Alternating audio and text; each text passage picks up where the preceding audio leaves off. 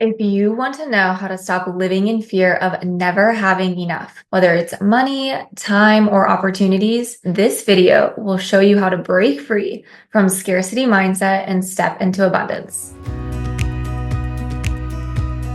Welcome to my channel. My name is Nina Elise, and I'm a certified mindset and manifestation coach. I'm trained in neurolinguistic programming, hypnosis, somatic breathwork, and subconscious rewiring. I help women release limiting beliefs, heal emotional patterns, and reprogram their minds to create lives filled with abundance, joy, and fulfillment. If you're ready to shift out of scarcity and into abundance, let's get started. Scarcity mindset is the belief that there's never enough, whether it's money or time or love or resources.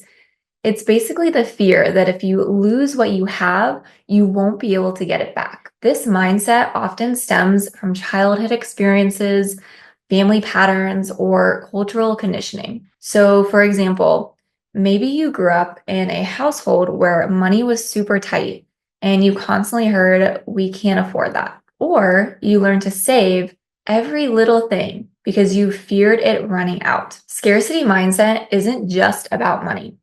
It shows up in how you approach opportunities, relationships, and even your self-worth. But here's the good news. You can unlearn it. Just to give you some backstory, growing up, my family always had just enough, but there was always this underlying fear around money. What if we don't have enough to cover the bills next month? Or how are we going to afford this bill that has come up that was unexpected?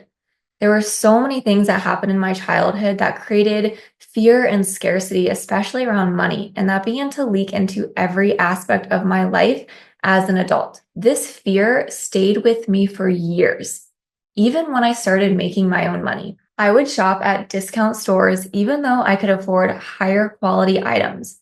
So I would spend maybe $5 on some super cheap product when I could have paid maybe $50 for one that would last me for a year or two, and the cheaper quality one would break after a month. Even though I had the money to pay for the $50 one that was higher quality, I still went with the lower quality one.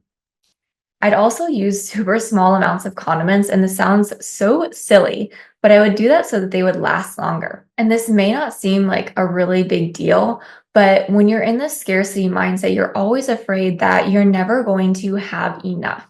And so in that case, I would use the smallest amount and I was discounting the amount of pleasure that I was allowing myself to have just from like not allowing myself to have more ketchup or mayonnaise or whatever that was.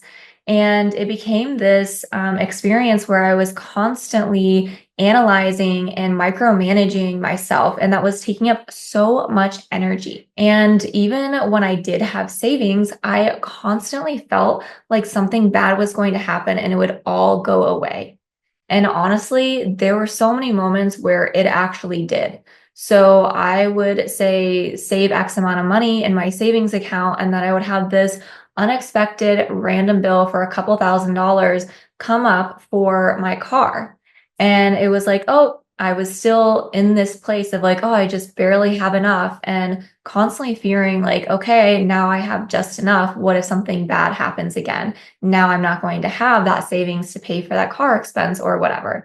However, this is something that my subconscious mind would do to keep me safe because it's what it knows. Like your subconscious mind is so smart. It does everything it can to keep you safe. And this is a pattern that it knew. It knew that I could survive by staying in this pattern of having just enough because I wasn't failing or losing my car or living under a bridge, but it was this like constant fight or flight state that I was always in. Like the ball was always going to drop. And so my body felt it in constant contraction. And so it was a somatic thing. And then also mentally, just my mind was constantly running around, am I going to have enough? And honestly, it wasn't just about money. Like I just mentioned, there are a lot of somatic pieces as well. It was how I really felt in my body.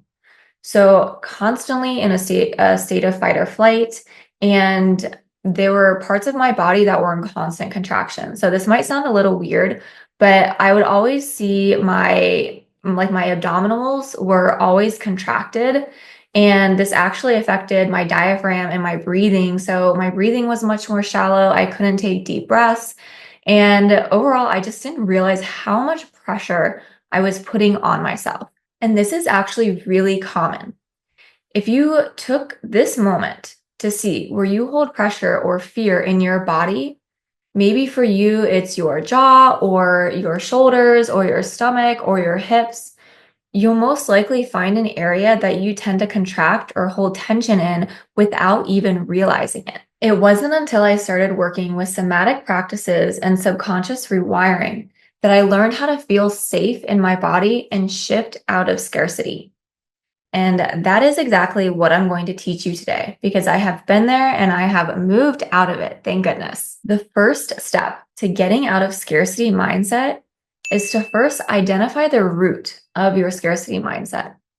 You can ask yourself, where did I learn to fear not having enough? Maybe this was from your family, the culture you grew up in, or you had personal experiences that really created these beliefs that anchored deeply into your mind and your body.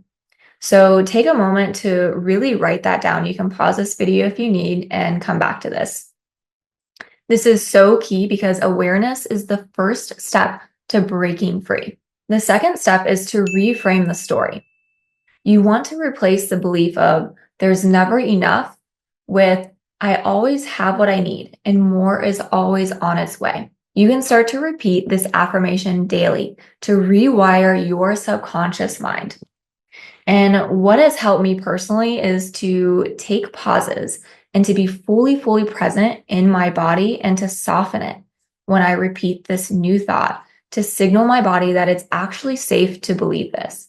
And this is going to take repetition and a couple tries of doing this over and over again to really allow your body to just soften and relax as you are saying this new belief or affirmation over and over again. So remember to be patient and to give yourself grace because if you think about it, if you have been in this fight or flight state for most of your life, it's not just going to be, flipping a switch and everything is going to be perfect and you're going to be perfectly healed.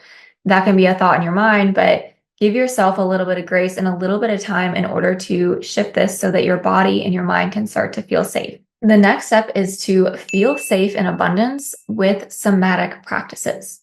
This has been such a game changer for me because the body always follows the mind. Our bodies are storing emotions from past traumas and outdated beliefs. So while we can remove a belief mentally, sometimes we need to address it somatically within the body because your body needs to feel safe to break free from scarcity. If you're new to the whole somatic world, there are so many resources available to help you process and release somatically, whether it's through yoga or breath work or some type of movement. So I personally love somatic breath work and yoga. It's a way to intentionally connect with your body and to feel what is stored in the body in order for it to be released. After that, you then have the opportunity to regulate the nervous system through breath or gentle movements. Step 4 is to practice gratitude. So scarcity focuses on what you lack, what you don't have. And gratitude focuses on what you do have. So I recommend reflecting on things that you're grateful for. This can be in the morning or as you are falling asleep at night. It could just be throughout the day, just noting like, oh, I'm really grateful for my job, or I'm so grateful that I have clothes that I can wear to keep me warm. It can really be about anything because the more that you repeat this over and over in your mind, you are literally training your brain to look for abundance. The last step is to take aligned action. Scarcity mindset can make you freeze and avoid taking risks. Start by taking small intentional steps towards your goals. So, for example, if you fear spending money, try investing in something that aligns with your values, whether that's a course, healthy food, or an experience that brings you joy. So, at first, it might feel super uncomfortable or guilt might come up, and that's completely normal. So make sure to give yourself some grace as you try new things and step into a new way of being. Again, you are retraining your mind and your body to feel safe in a different way than you have before. Breaking free from scarcity mindset takes time, but having the right tools makes it so much easier. It's why I created Glow Up, my powerful program designed to help you uncover old programs, release outdated beliefs, and reprogram your subconscious for abundance. You'll also learn very powerful somatic practices to feel safe in receiving and holding abundance. You can click the link in the description to learn more and join Glow Up today. Here's something to think about. Scarcity mindset is like walking around with a backpack full of heavy rocks. Every fear, every doubt, every belief that there's not enough is constantly weighing you down. The moment you decide to take off that backpack, you free yourself to move towards abundance. So, my question for you is, when do you think your scarcity mindset started? Share it in the comments below. I'd love to hear from you and get a conversation started.